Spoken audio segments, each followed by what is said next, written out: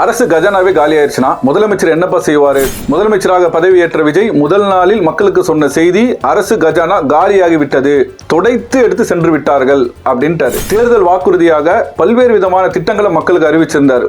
அதாவது வேலையில்லா பட்டதாரிகளுக்கு, திருமணமாகக்கூடியவர்களுக்கு, குழந்தை பிறந்தவர்களுக்கு, வீட்டில் உள்ள பெண்களுக்கு மாதாந்திரம் வரக்கூடிய அந்த மகளிர் உரிமை தொகையானது, அதே மாதிரி பார்த்தீங்கன்னா சிலிண்டரு, இப்படின்னு சொல்லிட்டு ஏகப்பட்ட திட்டங்களை அறிவிச்சிருக்கிறாரு. அந்த திட்டங்கள் எல்லாம் நிறைவேற்றப்படும் என்று மக்கள் எதிர்பார்க்கின்ற பொழுது உண்மையில் அரசு கஜானா காலியாக இருக்கிறதா, அதனுடைய நிலவரம் என்ன, ரொம்ப சுருக்கமான இந்த வீடியோல நான் சொல்லிடுறேன். அவர் பிரதானமாக வைக்கக்கூடிய குற்றச்சாட்டு, முந்தைய அரசு 10 லட்சம் கோடி விட்டு சென்றிருக்கிறார்கள் அப்படின்னு சொல்றாரு. அது கொஞ்சம் மோராலெஸ் இருக்கலாம், ஒரு ரவுண்ட் ஃபிகரா நான் சொல்றேன். 10 லட்சம் கோடி கடனை விட்டுட்டாங்க, கஜானால ஒண்ணுமே இல்லை அப்படின்னு சொல்றாரு. 10 லட்சம் கோடி கடன் என்பது உண்மைதான், அதுல மாற்று கருத்து இல்லை. ஏன் அப்படின்னு சொன்னா, முந்தைய பட்ஜெட்லேயே தங்கம் தென்னரசு நிதியமைச்சராக இருக்கும் பொழுதே அவர் வெளிப்படையாக சொன்னதுதான், இந்த 2026-27க்கான அந்த காலகட்டத்துக்கு உண்டான கடனையும் சேர்த்து 10,71,000 கோடி தமிழக அரசுக்கு கடன் என்று சட்டசபையிலே வெளியிட்ட ஒரு தகவல் தான் அது. இப்ப கடன் இருக்கு அப்படிங்கிறதுனால இந்த மாநிலத்தில் கஜானா காலியா அப்படின்னு கேட்டா அது முற்றிலும் பொய். முதல்ல கடன் இல்லாம எந்த மாநிலம், எந்த நாடு செயல்படுது அப்படின்றது பாருங்க. உலகத்திலேயே மிகப்பெரிய பணக்கார நாடு அப்படின்னு சொல்றதா அமெரிக்காவை சொல்லலாம், சைனாவை சொல்லலாம். ஏன்னா அதுதான் மிகப்பெரிய வல்லரசாக இன்றைய உலகத்தில் நிற்கிறது. அமெரிக்க நாட்டினுடைய அரசு கடன் 3000 லட்சம் கோடி அந்த நாட்டுக்கு கடன் இருக்கிறது. சைனாவை எடுத்துக்கிட்டீங்கன்னு சொன்னால் 1500 லட்சம் கோடி கடன் சைனாவுக்கு இருக்கிறது. இந்தியாவுக்கு எடுத்து பார்த்தீங்கன்னு சொன்னால் 350 லட்சம் கோடி கடன் இருக்கிறது. இதில் குறைவாக கடன் இருக்கிறது, அதனால் இந்தியா ரொம்ப பணக்கார நாடு. அதிகமான லட்சங்கள் கோடி அமெரிக்கா கடன் இருக்கு, அதனால அமெரிக்கா ஏழை நாடுன்னு சொல்லுவோமா? கண்டிப்பா சொல்ல மாட்டோம். ஏன் அமெரிக்காவை ஏழை நாடுன்னு சொல்ல மாட்டோம்?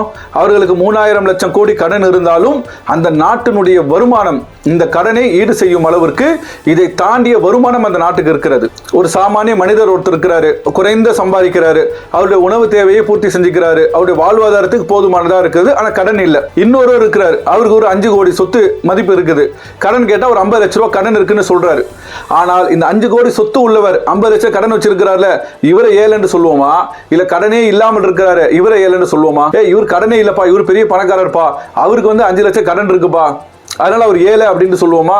இந்த வித்தியாசம் தான். இந்த நாடுகள் வாங்கக்கூடிய கடனும் அந்த நாட்டினுடைய வருமானத்தை வைத்துதான்.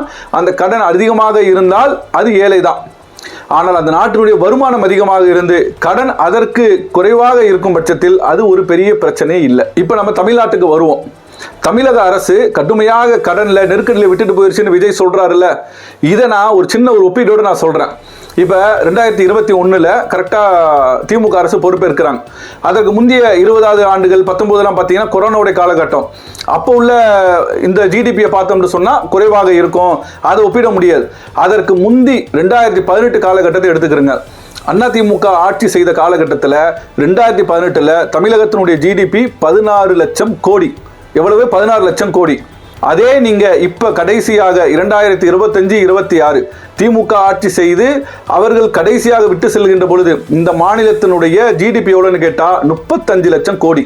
கிட்டத்தட்ட 2018 இருந்த தமிழகத்தினுடைய உள் மாநில உற்பத்தி, அதாவது ஜிடிபியினுடைய ரேட்டிங் எப்படி இருக்குன்னு கேட்டா 16 லட்சம் கோடி வரவு வந்த இடத்துல இப்ப 35 லட்சம் கோடியாக, ஒரு மடங்கை விட கூடுதலாக இன்றைக்கு தமிழகம் வருமானம் பெற்றுக் கொண்டிருக்கிறது. அப்ப அந்த 35 லட்சம் கோடி வருமானம் வரக்கூடிய இடத்துல நாம் பெற்றிருக்கக்கூடிய கடன் என்பது 27% தான் நாம் இப்ப பெற்று இருக்கிறோம். இதை நம்முடைய வரவை கொண்டு எளிதாக சமாளிக்க முடியும், இது ஒரு பிரச்சனையே கிடையாது. ஆனால் இதை தாண்டி மகாராஷ்டிரா, உத்தரப்பிரதேசலாம் பார்த்தீங்கன்னு சொன்னால் அவருடைய மாநில ஜிடிபியை விட 35-40% அளவுக்கு கடன் பெற்றிருக்கிறார்கள். அந்த மாநிலத்தினுடைய வரவை விட கடன் அதிகமாகும் பொழுதுதான் அந்த மாநிலம் கடுமையான பொருளாதார நிதி நெருக்கடிக்கு உள்ளாகும். ஆனால் தமிழகத்தை பொறுத்த வரைக்கும் ஒட்டுமொத்த இந்தியாவிலேயே பொருளாதார வளர்ச்சியில முதன்மை மாநிலமாக இருந்தது. அவ்வளோ பெரிய நிதி ஆதாரத்தை விட்டு சென்ற ஒரு அரசை நீங்க பாராட்டலான்னு பரவாயில்லை, சாமானிய மக்களை ஏமாற்றும் விதமாக ஒரு வடிகட்டிய பொய்யை சொல்றீங்க. கஜானா காலி, வலிச்சு எடுத்துட்டு போயிட்டாங்கன்னு சொல்றீங்க. இந்தியாவிலேயே முதன்மை பொருளாதார வளர்ச்சி பெற்ற மாநிலம், GDP cross state domestic product 35 லட்சம் கோடியை இன்றைக்கு எட்ட செய்திருக்கிறது 25-26. இது உங்களுக்கு கடன்ல விட்டு சென்ற, நஷ்டத்தில் விட்டு சென்ற மாநிலமா? ஒரு அரசியல் கட்சியின் மீது விருப்பு வெறுப்பு இருக்கலாம், விமர்சனம் வைக்கலாம், அதெல்லாம் மாற்று கருத்து இல்ல. இப்ப விஜய் முதலமைச்சரா வந்திருக்கிறாரு, நல்ல விஷயங்கள் செஞ்சா தாராளமா பாராட்டலாம், திமுக குறை செய்தால் தாராளமா விமர்சனம் செய்யலாம். ஆனால் கண்மூடித்தனமாக எல்லாவற்றையும் மறைத்து பொய்யை மக்களிடத்துல சொல்லி அரசியல் செய்யக்கூடாது. உண்மை சொல்லி தாராளமா அரசியல் செய்யுங்க. இந்த நிதி நெருக்கடி என்பது வடிகட்டிய பொய், கடன் என்பது இருப்பது உண்மைதான். ஆனால் அந்த கடன் என்பது மொத்த வருமானத்தை ஒப்பிட்டால் ரொம்ப ரொம்ப குறைவாகத்தான் தமிழகத்தில் அந்த சதவீதம் இருக்கிறது. இது நம்மளுடைய தேசத்தின் நிதி மேலாண்மை துறை காட்டிய வழிகாட்டுதல் அடிப்படையில் அந்த கட்டுக்கோப்பான நிலையில தான் இந்த மாநிலத்தினுடைய கடன் இருக்கிறது. ஏன் என்று கேட்டால் பெற்ற கடன்களை எல்லாம் வளர்ச்சிக்கான திட்டங்களில் முதலீடு செய்திருக்கிறார்கள், பொருளாதார வரவை பெருக்கி இருக்கிறார்கள், உள்நாட்டு உற்பத்தி அதிகரித்திருக்கிறது, தமிழகம் உண்மையிலேயே வளர்ச்சி அடைந்திருக்கிறது. இதை திறம்பட புதிதாக பதவியேற்ற முதலமைச்சர் செயல்படுத்துவாரேயானால் வாக்களித்த அத்தனை திட்டங்களையும் சரியான முறையிலே நிறைவேற்ற முடியும். இன்னும் இந்த மாநிலத்தை பெரும் வளர்ச்சிக்கு கொண்டு செல்ல வேண்டும். எப்படி கடந்த ஆட்சியில் இருந்த ஜிடிபியை விட ஒரு மடங்கு கூடுதலாக 16 லட்சம் கோடி எங்க இருக்கிறது, 35 லட்சம் கோடி எங்க இருக்கிறது.